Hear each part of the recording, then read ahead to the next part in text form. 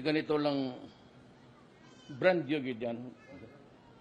Kasi, alam mo, alam naman natin lahat na yung binili natin ng helicopter ng galing NATO, nirefurbish lang, tapos pinagbili sa atin. Ang putang ina niya, 2 helicopter nahulog na, puro patay. Kaya, galing yun Amerika kaya ako medyo,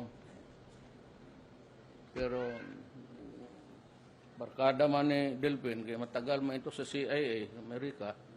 Siya mo yan sa veterans. Pero totoo lang, puro CIA man ito. Pati si Alan Cayetano, mga CIA yan. Di ba totoo?